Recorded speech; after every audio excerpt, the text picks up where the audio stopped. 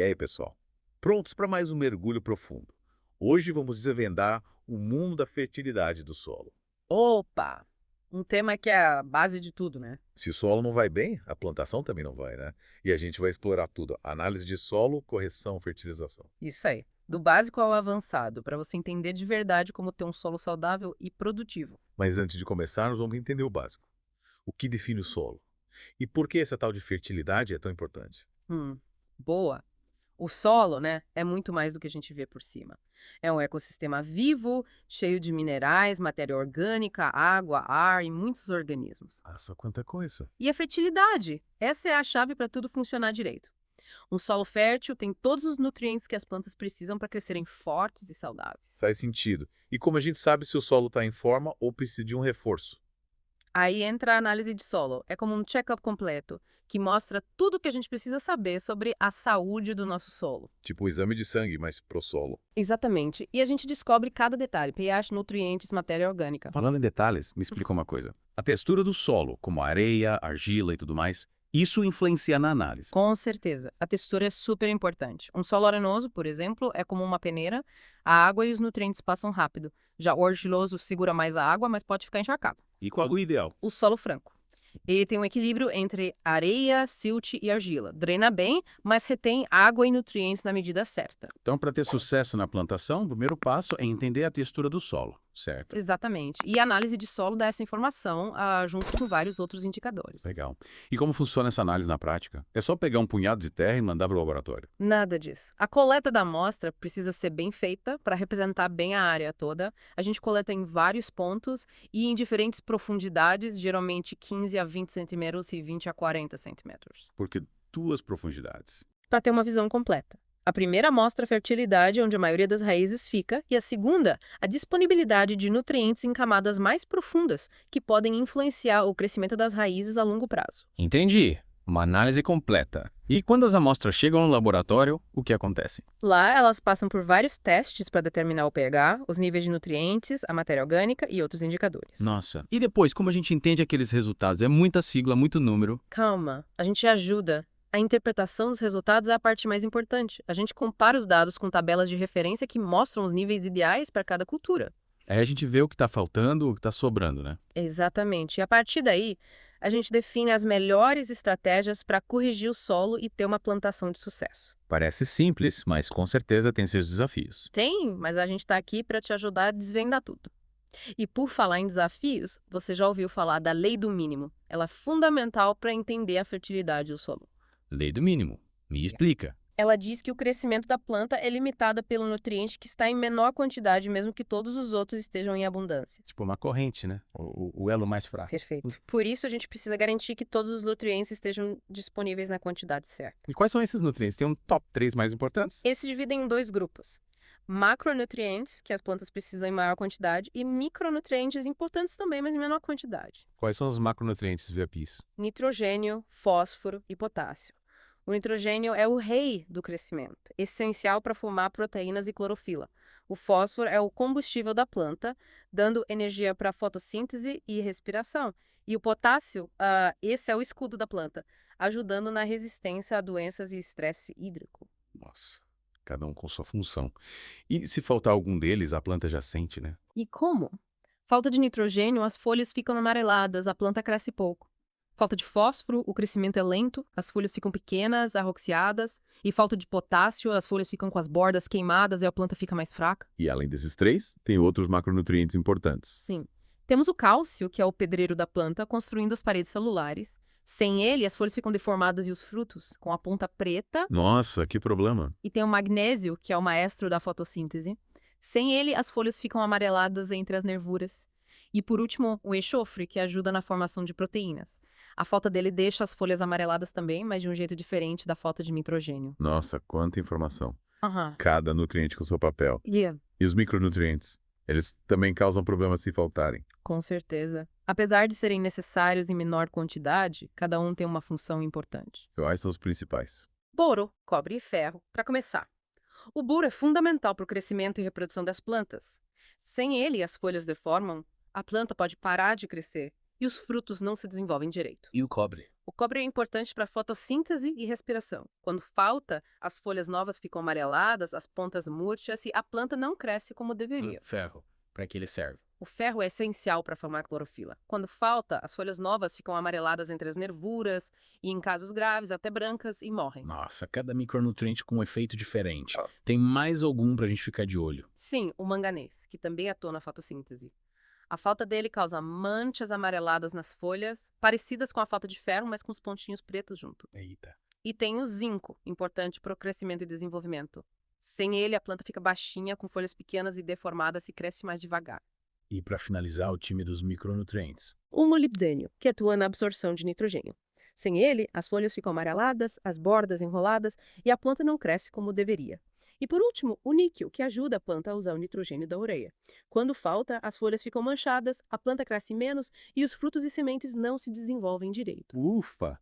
Que aula sobre nutrientes. Mas, além dos nutrientes, a matéria orgânica também é importante, né? Me fala mais sobre ela. A matéria orgânica é essencial. Ela vem da decomposição de restos de plantas e animais e é rica em nutrientes. E não é só isso. Ela melhora a estrutura do solo, a retenção de água, a aeração e a atividade dos micro-organismos. Então ela é tipo um superalimento para o solo. Isso aí. E os benefícios são muitos. Com bastante matéria orgânica, a planta precisa de menos irrigação e fertilização, as raízes se desenvolvem melhor, o solo fica mais fofo e cheio de vida. Que maravilha! E como a gente comenta essa matéria orgânica do solo, tem algum segredo? O segredo é usar restos de cultura, fazer compostagem, usar adubos verdes, fazer rotação de culturas e plantio direto. Nossa, quanta opção! Parece que cuidar da matéria orgânica é essencial para ter um solo fértil e produtivo. Mas o pH, ele também influencia. Com certeza. O pH do solo é como um regulador da disponibilidade de nutrientes para as plantas. Tipo um semáforo. Boa analogia. Cada planta tem uma faixa de pH ideal, e se o solo estiver muito ácido ou muito alcalino, os nutrientes ficam travados e a planta não consegue absorvê-los. E como a gente sabe qual o pH ideal para cada planta? A análise de solo, mais uma vez, é a chave. Ela mostra o pH do solo e se precisa de correção. E para saber o pH ideal para cada cultura, a gente consulta livros, manuais e sites especializados. Entendi. E como a gente corrige o pH? Tem algum antídoto para a acidez ou alcalinidade do solo? Para acidez, a gente usa a calagem. O calcário aumenta o pH do solo, neutralizando a acidez e liberando os nutrientes. E se o solo for muito alcalino? Aí a gente pode usar enxofre elementar, sulfato de ferro ou gesso agrícola. Mas a correção da alcalinidade é mais complexa e precisa de acompanhamento técnico. Falando em gesso, para que ele serve? É a mesma coisa que calcário. Não, o gesso tem outra função. Ele corrige a acidez do subsolo, principalmente em solos com muito alumínio tóxico.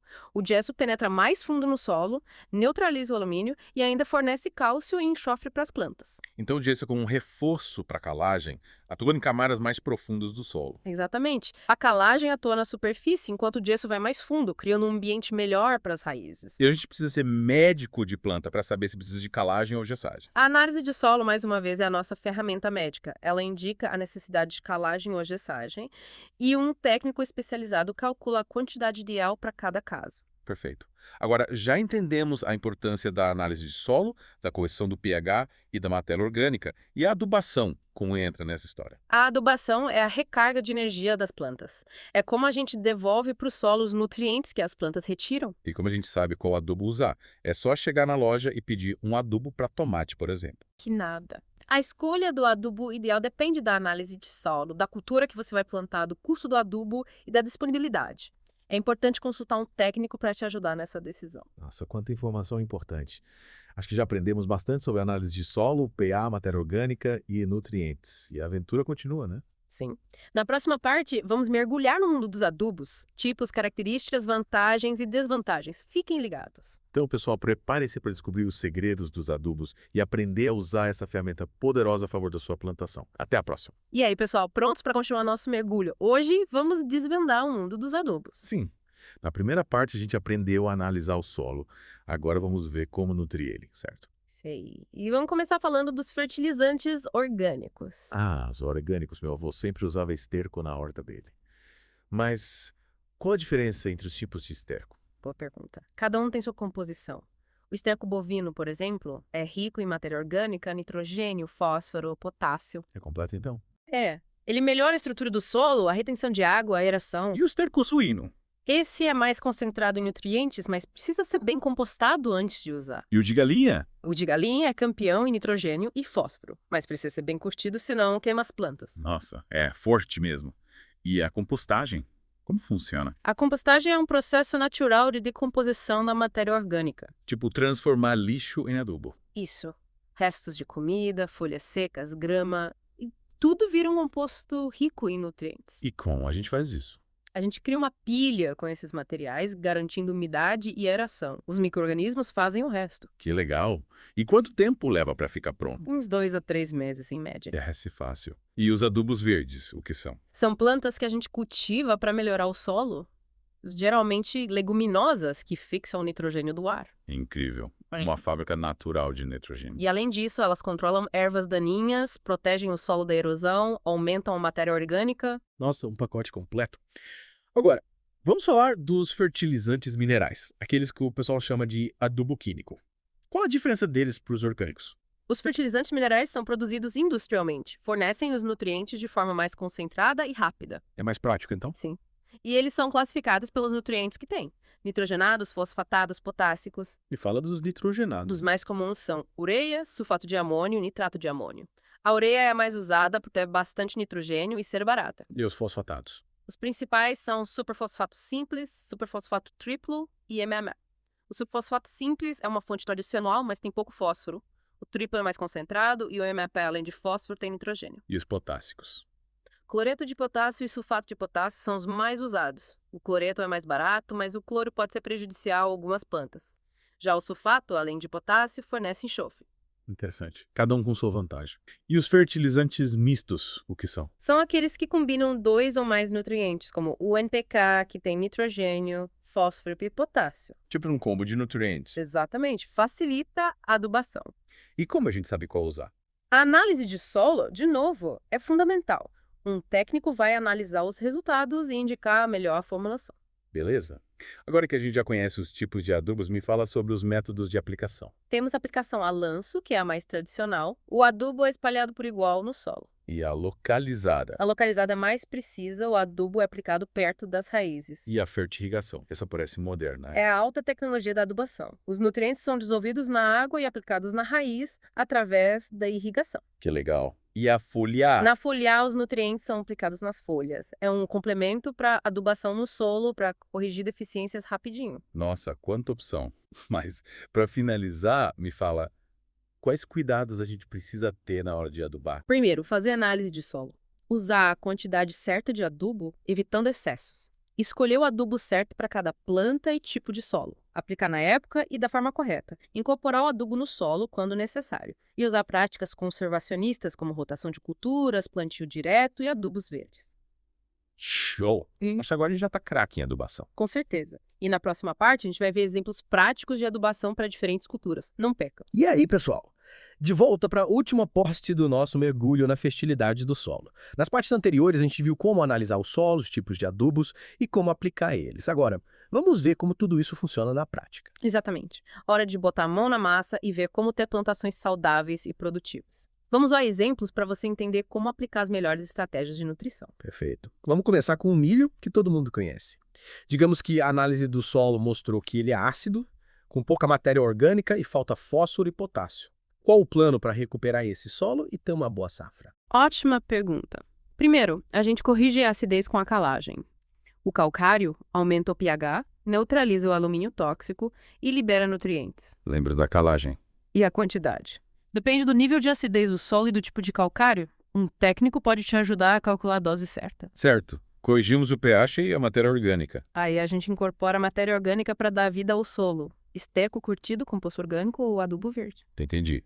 E a falta de fósforo e potássio. Aí entra a adubação mineral. A gente usa fertilizantes com fósforo e potássio. Superfosfato triplo e cloreto de potássio são boas opções. A quantidade também depende da análise do solo, né? Sim, e da expectativa de produção. Um técnico pode te ajudar com os cálculos. Perfeito. Calagem, matéria orgânica, fósforo e potássio. E o nitrogênio? Boa! A adubação nitrogenada no milho é dividida em 2 etapas. Uma parte no plantio e o restante em cobertura, uns 30 dias depois. Por quê? Porque o nitrogênio é um nutriente que pode se perder facilmente. Dividindo a aplicação, a planta tem nitrogênio durante todo o ciclo. Legal! E na hora de aplicar os fertilizantes, o que a gente precisa observar? Seguir as recomendações, usar a dose certa, aplicar na época e forma correta, incorporar no solo quando necessário e evitar contato com as folhas. Anotei.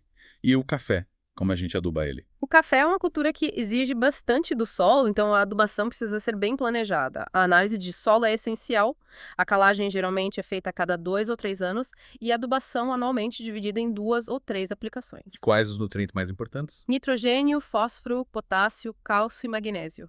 O nitrogênio ajuda no crescimento, o fósforo no desenvolvimento das raízes, o potássio na resistência e qualidade do café, o cálcio na estrutura celular e o magnésio na fotossíntese. Ufa, bastante coisa. E os micronutrientes? Também são importantes. Boro, zinco e manganês, por exemplo, são essenciais para a floração, frutificação e qualidade do grão.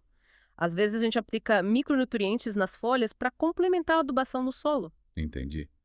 E a aplicação do adubo no café, como é feita? Pode ser a lanço em sucos ou covas ou por fertirrigação. O método ideal depende do adubo, do terreno, da irrigação, entre outros fatores. E a matéria orgânica? Fundamental. Ela mantém o solo do cafezal saudável, melhora a estrutura, a retenção de água, os nutrientes e a vida no solo. A gente pode usar esterco, composto, adubo verde ou até a palha do café. Legal. E as pastagens? Como a gente aduba elas para ter um bom pasto pro gado? A adubação das pastagens é essencial para ter pastos de qualidade, o que impacta na saúde e produção do gado. A análise de solo é fundamental para saber o que o solo precisa. E o que o gado precisa? Nitrogênio, fósforo, potássio e enxofre. O nitrogênio ajuda no crescimento da forragem, fósforo no desenvolvimento das raízes, o potássio na resistência à seca e ao pisoteio e o enxofre na qualidade da forragem. E como é feita a adubação na prática? A gente pode aplicar a lanço em faixas ou por fertirrigação. A escolha do método depende do adubo, do terreno, do sistema de pastejo e outros fatores. E a matéria orgânica também é importante para a pastagem. Com certeza. Ela melhora a estrutura do solo, a retenção de água, os nutrientes e a vida no solo. A gente pode usar esterco ou plantar leguminosas na pastagem. Nossa, quanta informação. Vimos a adubação do milho, do café, das pastagens e a importância da calagem da matéria orgânica. Acho que agora estamos prontos para ter plantações saudáveis e produtivas. Sim. Mas lembrem-se, cada cultura tem suas particularidades, então é importante consultar um técnico para ter a recomendação certa de calagem e adubação. Com o que vocês aprenderam aqui, já estão muito mais preparados para cuidar do solo e garantir o sucesso da plantação. É isso aí, pessoal. Chegamos ao fim do nosso mergulho no mundo da fertilidade do solo. Espero que tenham gostado dessa jornada e que as informações compartilhadas aqui inspirem vocês a cuidar do solo com carinho e inteligência. Afinal, um solo saudável é a base para uma agricultura forte e sustentável. Fiquem ligados para mais mergulhos no The Deep Dive. Até a próxima.